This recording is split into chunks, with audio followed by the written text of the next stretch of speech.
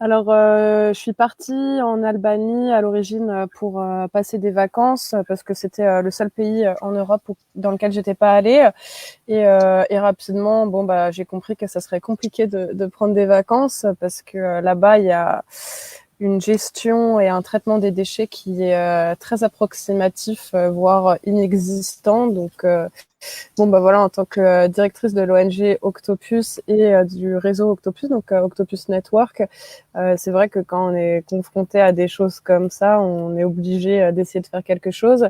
Et rapidement, j'ai été mis en lien avec des personnes assez haut placées, que j'ai revues d'ailleurs avant-hier à Strasbourg, puisqu'il y avait la plénière au Conseil de l'Europe, donc il y avait des représentants de l'Albanie.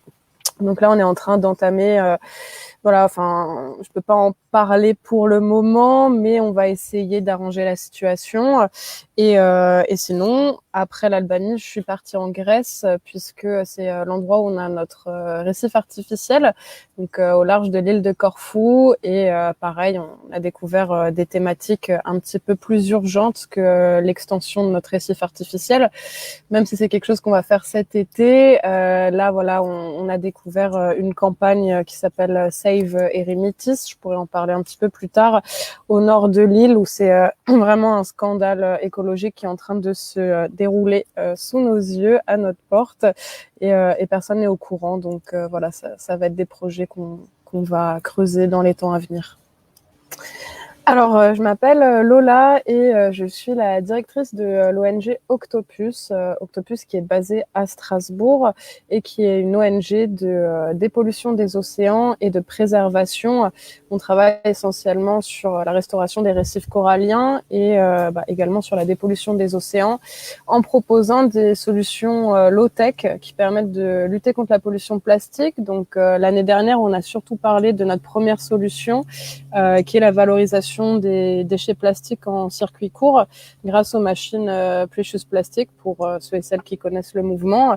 Et là, cette année, on va également ouvrir une deuxième activité qui est la collecte et la valorisation des déchets capillaires, donc les cheveux ou les poils d'animaux, pour créer des filtres afin de lutter contre les marées noires. Donc ça, c'est aussi quelque chose qu'on va proposer à Strasbourg à la rentrée. Donc voilà, c'est ce gros bébé que je dirige. J'ai un cursus de juriste, mais dans la gestion quotidienne de l'ONG, je suis amenée à développer, à renforcer des compétences que j'avais pas forcément à la base. Donc voilà, je n'ai pas forcément de choses à dire en plus. Ouais, carrément. Alors du coup, il y a un an, quand on avait réalisé le live, on était en plein Covid. Nous, ça avait vraiment mis un frein à notre ascension, puisque pour ceux et celles qui connaissent un petit peu Octopus, les statuts ont été déposés en août 2019. On a fait notre lancement officiel à l'Anticafé à Strasbourg en décembre 2019. Après, en janvier 2020, on était invité au Salon international Change Now à Paris avec Neo, donc cette marque de crème solaire engagée qui est tenue par Adrien et Corentin, qui sont aussi tous deux cofondateurs de l'ONG. Donc c'était vraiment un début voilà, sur les chapeaux de roue. Et après, quand il y a eu le Covid, on a eu l'annulation de notre campagne de navigation avec Wings of the Ocean, où on devait aller en Grèce. La Grèce, pays dans lequel vraiment est née l'ONG, puisque si on a décidé de tous se rassembler et de créer Octopus, c'est vraiment à la base pour restaurer les récifs coralliens, notamment en Grèce, en Méditerranée, qui est la mer la plus polluée au monde. Étant basé à Strasbourg, c'était un petit peu compliqué d'amener la restauration des récifs coralliens de façon un petit peu frontale. Donc du coup, on a décidé plutôt de chercher les causes de leur destruction, et notamment la pollution plastique ou par les hydrocarbures, qu'on connaît plus sous le terme marée noire, mais les hydrocarbures, au final, ils sont vraiment omniprésents. Donc voilà, pour essayer vraiment de faire adhérer un maximum de personnes au projet, on a décidé de développer des solutions qui soient ludiques, déculpabilisantes et qui permettent vraiment de fédérer une communauté qui a envie de s'engager sans être pointée du doigt parce que elle adopte pas forcément tous les gestes éco-responsables. Donc ces deux solutions, on les retrouve à la COP. Donc j'y suis en ce moment même dans le jardin. La COP, c'est dans le quartier Port-du-Rhin à Strasbourg. Et on a voilà, notre antenne de valorisation des déchets plastiques qui permet de donner une seconde vie aux déchets en les transformant en de nouveaux objets jolis et utiles au quotidien.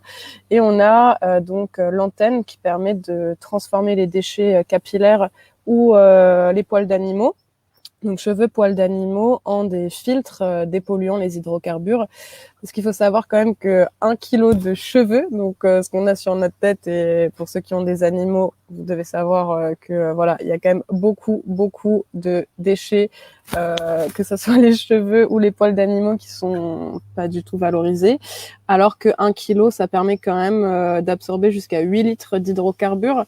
Donc c'est une solution qui est quand même hyper intéressante. D'un déchet, on peut en faire une ressource. Cette ressource, elle permet de préserver l'eau, les sols, et en plus, en bout de chaîne, ça peut être valorisé une seconde fois, puisque une fois que les filtres en cheveux sont gorgés d'hydrocarbures, on peut les revaloriser à nouveau pour faire du combustible, puisque la matière première, enfin le pétrole, reste la même, peu importe sa source. Donc voilà, ça c'est vraiment des choses qu'on propose ici à Strasbourg.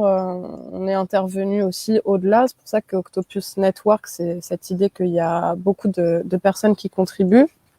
En envoyant des cheveux à l'île Maurice, on a aussi réussi vraiment à étendre ce réseau. Donc maintenant, on travaille avec San Francisco, avec l'Australie, avec le Chili, ce qui n'était pas forcément le cas avant le Covid. Mais voilà, donc gros boom, grosse croissance de l'ONG depuis l'année dernière, malgré la pandémie. Et voilà, on est très content d'avoir aussi maintenant une équipe et des salariés, ce qui était absolument pas le cas quand on s'est parlé l'année dernière. Mais là, ouais, ça bouge bien.